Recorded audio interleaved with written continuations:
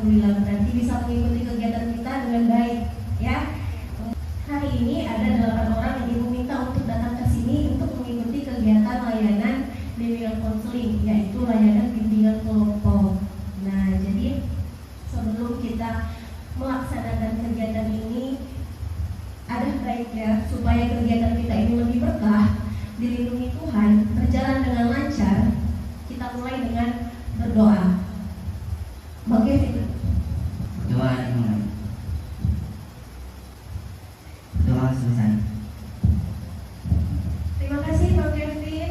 Alhamdulillah telah dipanjatkan doa supaya kegiatan kita ini lebih diberkahi oleh Tuhan Yang Maha Kuasa.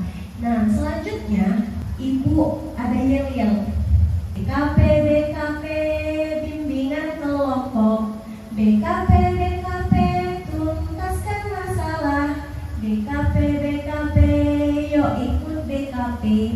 BKP bersama Bu Retno. 1, 2, 3. BKP bimbingan kelompok. BKP tuntaskan masalah. BKP yuk ikut BKP. BKP bersama Bu Retno. Oke. Selanjutnya Ibu akan jelaskan ngapain sih kita hari ini ya. Jadi hari ini kita mau melaksanakan layanan bimbingan kelompok. Kira-kira ada yang sudah pernah mengikuti kegiatan bimbingan kelompok? Belum pernah? Jadi berarti ini adalah kegiatan BKP yang pertama kali kalian lakukan. Ya benar ya. Ada yang tahu apa itu BKP? Dibimbing dengan berkelompok. Dibimbing dengan berkelompok ya. Oke, bimbingan kelompok. Pengertian singkatnya itu seperti yang dibilang Putri tadi, dibimbing secara berkelompok. Dan jadi bimbingan kelompok adalah suatu upaya bimbingan yang diberikan kepada siswa secara berkelompok melalui dinamika kelompok yang bermanfaat untuk kalian sebagai siswa. Manfaatnya itu agar kalian memperoleh pemahaman yang baru tentang topik yang akan kita bahas bersama. Kemudian bisa membantu kalian untuk mencapai perkembangan pribadi, belajar, sosial maupun karir secara optimal. Nah itu tadi ya.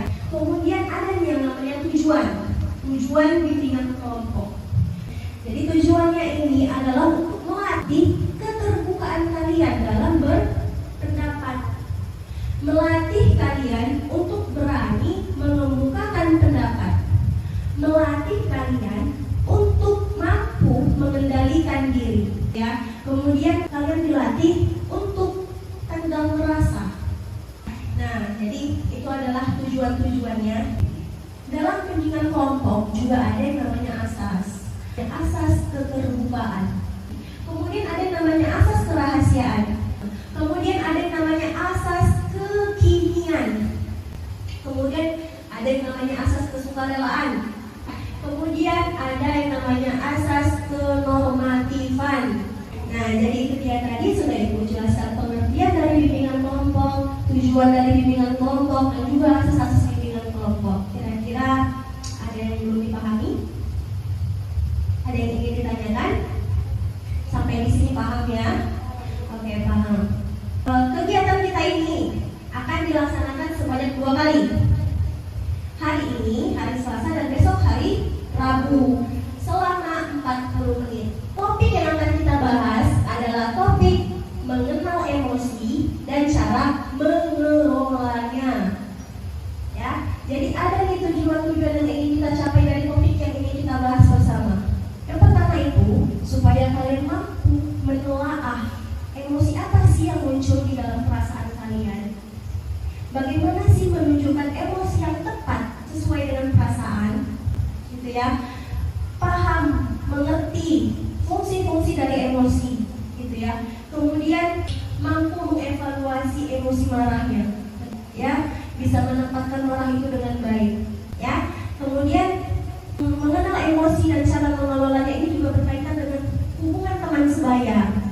Nah, jadi nanti akan kita bahas di sini bagaimana menjalin hubungan pertemanan yang baik dengan cara mengelola emosi yang baik, begitu ya.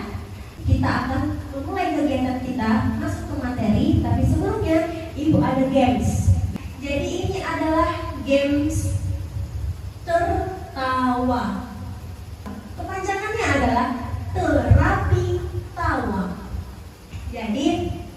Tujuannya ini supaya kita mengendurkan otot-otot kita yang tegap. Jadi rulesnya, peraturannya, kalian harus menatap mata teman kalian.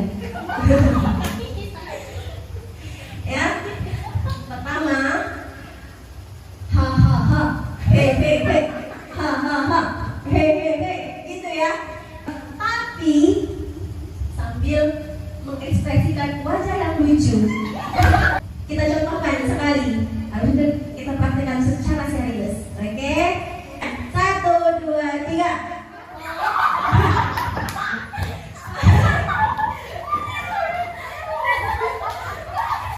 Satu, dua, tiga. Belum lagi ada hahaha hehehe. Udah ketawa nih om. Tarik nafas dulu. Wah, lagi tarik nafas ya. Wah, oke. Tadi kan sudah lebih rileks ya. Sudah kendur otot-ototnya tadi. Berarti sudah siap untuk mengikuti kegiatan kita hari ini? Sudah, oke. Jadi topik kita hari ini adalah topik mengenal emosi dan cara mengelolanya. Coba siapa yang bisa mengemukakan pendapatnya apa itu emosi? Emosi dapat diartikan dengan pola reaksi yang keluar dari wajah kita, maupun itu emosi marah atau sedih atau yang lain. Terima kasih Kak Putri. Ada lagi yang lain yang bisa mengemukakan pendapatnya tentang emosi?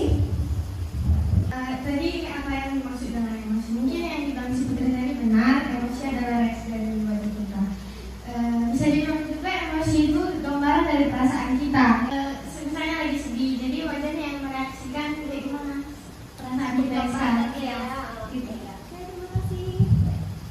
Terima kasih Kak Vanessa. Ada lagi yang lain? Kalau tadi menurut Putri, emosi itu adalah reaksi dari apa yang kita rasakan. Kemudian menurut Vanessa, emosi itu adalah gambaran pada wajah kita dari apa yang kita rasakan.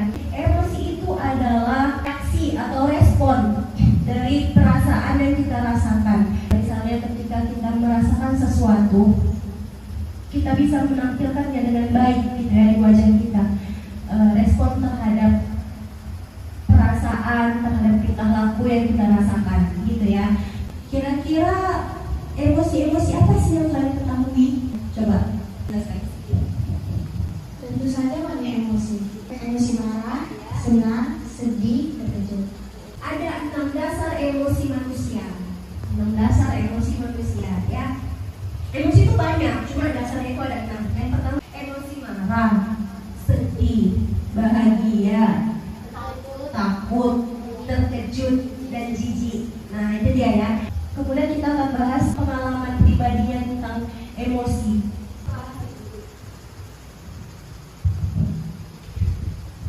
Ketika saya merasa gembira, ada rasa sedikit malu. Berarti gembiranya ini karena cowok atau karena apa? Bisa juga karena cowok. Berarti dia menampilkan rasa malu ya. Apalagi? Itu aja. Coba tak beda.